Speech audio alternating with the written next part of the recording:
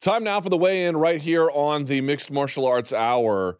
One of the controversies, not a big one, pretty small one actually, but one where I think worth discussing, coming out of UFC Argentina, was the issue about whether Neil Magny's corner should have stopped the fight ahead of the KO. Couple things you want to weigh here.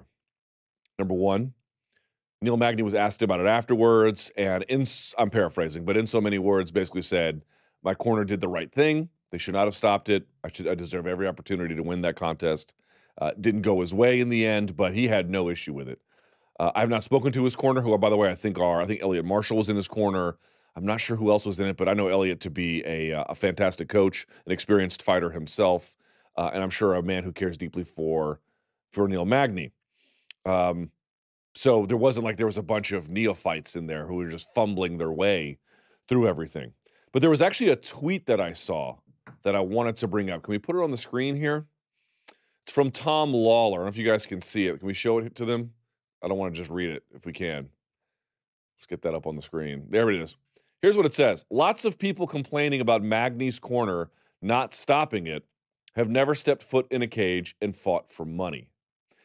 I found this to be a very interesting tweet. First of all, shouts to Filthy Tom Lawler, who, by the way, competes this weekend.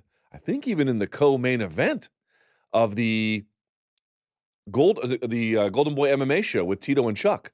So we've had Tom on the show. I respect Tom's opinion. Sometimes he and I agree. Sometimes we don't. I'm actually 50-50 with him on this one.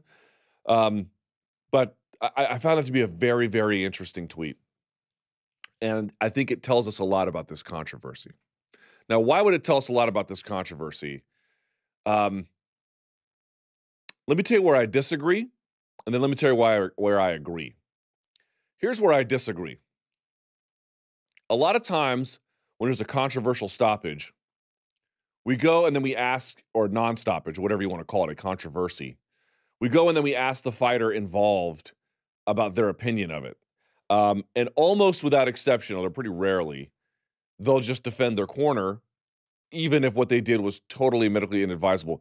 We're going to have, for example, we're going to have Curtis Blades on the show later. Go back and watch the first fight with Curtis Blades and Francis Ngannou. He has his, I believe, right eye, shut. His corner is like, he's fine, he's fine. Curtis saying, he's fine, he's fine. The doctor has to hold his hand over the other eye and then say, can you see? And of course, he couldn't see anything. He couldn't even grab the hand in front of him, and that's when the doctor decided to call it. Here's my point. It's not that you never want to take the fighter's considerations and beliefs into a larger account. You always do. But we have this thing in MMA where we just like defer to fighters like their answer is always the right one. It's not. Like, here's the reality. If you let the fighters pick the rules of fighting, there would be a degree of barbarism that would make it untenable. These guys are telling you, many of them, that they will fight until the death. I believe them. I believe them. I believe that they are that tough and that committed that they will act in ways that are totally against what is medically advisable and certainly their long-term health. Now, fighting generally is not good for your long-term health, but we put some limits on it to make it at least reasonably sustainable. Again, you always want to seek the opinions of fighters, but you don't want to always defer to them. The idea that people who might be weighing in on this have never fought in a cage is utterly irrelevant. The fact that you never fought in a cage and fought for money is totally irrelevant. You have to take the opinions of those who have into consideration. Totally agree there. But you don't just defer to that. You take both perspectives. It's why there's civilian control of the military. You let the military run amok and do whatever the military wants by their own accord, and from the top on down, and you begin to get some problems. It's that softening from the civilian side that actually makes everything kind of work a little bit better. So I understand that's a hard perspective for me to make. People are like, what do you know?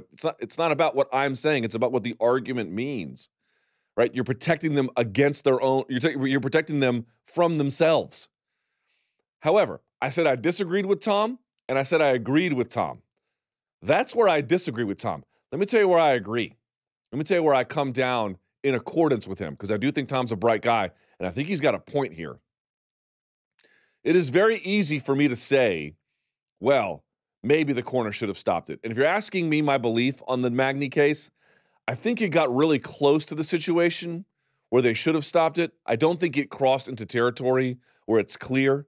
For me, the Raquel Pennington situation was one where it was abundantly clear, and every explanation I've heard since then has not been even remotely convincing. This is not that. This is not that at all for a variety of different reasons. To me, it's borderline. And I tweeted about it in real time being like, I don't know if we're there yet, but they need to keep a strong eye on it. You heard Herb Dean saying in the fourth round to Neil, you got to fight back, you got to fight back. So we're not there yet. But the area where I think Tom has a great point and where I really sort of resonated with me when I saw this tweet was about how what the rules say don't match up with what the actual incentives are. The rules say, if you're not intelligently defending yourself, and the customs say, if your guy is injured and he can't protect himself, what are you doing sending him back out there? Remember we had Coach Duke Rufus on the show talking about Anthony Pettis. Anthony Pettis broke his hand in that Tony Ferguson fight. What is the point in sending him back out there, right? Everybody knows Anthony Pettis is tough. You're really going to beat Tony Ferguson with a broken hand? I mean, hell, Tony Ferguson is hard to beat with two fully functional hands, much less one. So we have these rules that in a medical context, totally abstracted from, and customs anyway, totally abstracted from what the actual situation is, and that seemed kind of reasonable. And then you drill down to the fighter's perspective, which is why you always have to take it into consideration. Folks, if you stop that contest, he automatically loses half his pay. Now, maybe he gets a bonus along the way. Maybe he doesn't. Probably not. If you're that worried about a guy in his condition, you're probably saying to yourself, this is going so poorly that we need to help him be protected. There's probably not a bonus coming your way. And for sure, the extra part of your check ain't coming that way. And there's another factor involved in here as well. Not only are you just robbing this person, essentially, I think they feel that way, of the money, right? Like if you don't have much money to win, you need every opportunity to collect every single dollar. The other reality here, independent of what the rules of the customs say, is that there's a degree of honor involved. Now, I don't think that there's a whole lot of valor in taking a beating when we already know you're tough. There are moments that it's time to prove you're tough, and then there are moments where we kind of already know and it doesn't really serve a purpose. Again, whether this one of the situations is the one that we're talking about or not is a separate point.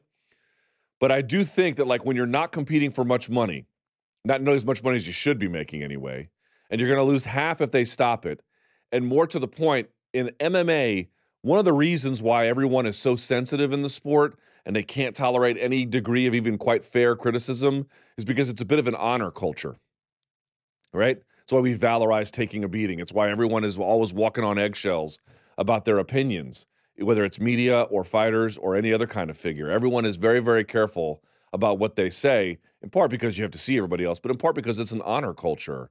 People are trying to preserve their honor. Listen to the tweet. Lots of people complaining about Magny's corner not stopping and have never stepped foot in a cage and fought for money. He's talking, one, about the need to make that money and get every opportunity you can because there's not much of an opportunity to make much money generally. To just have someone take it away is very, very difficult. And he's also talking about the honor of it all. If you don't have much money that you're going to win anyway, part of what you can preserve is your sense of honor. And that is a big component here that has nothing to do with the rules. The rules don't speak about this at all, and the rules don't incentivize any change in those incentives. They're two things utterly divorced. You want to get better corner stoppages? There's probably a variety of ways to get them. You want to get more proactive corner stoppages? There's probably a variety of ways to get them. It will come when the rules and the language and the customs cohere with the actual incentives that fighters face. What Tom Lawler quite correctly is observing here is that there is whatever the rules say and whatever the customs say and whatever people who never fought in a cage for money say, here's the reality that we're facing. If they are that divorced and they are that far apart, you're never really going to make headway.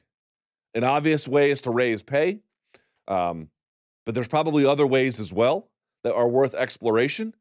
But you're never even going to come close. It's never going to happen as long as there's the fighter and rule set utterly divided by an ocean of competing, non-overlapping values and incentives. They don't ever make any sense. In boxing, they're much more closely aligned. You have a bit of a father-son relationship in training. You have guys who have been through the ringer who understand what they're looking at when they see somebody in a particular predicament and when to make that call and when not to make that call. They know guys can have a higher upside if they can stay healthy and make more money over the long term. They have a lot of guaranteed purses.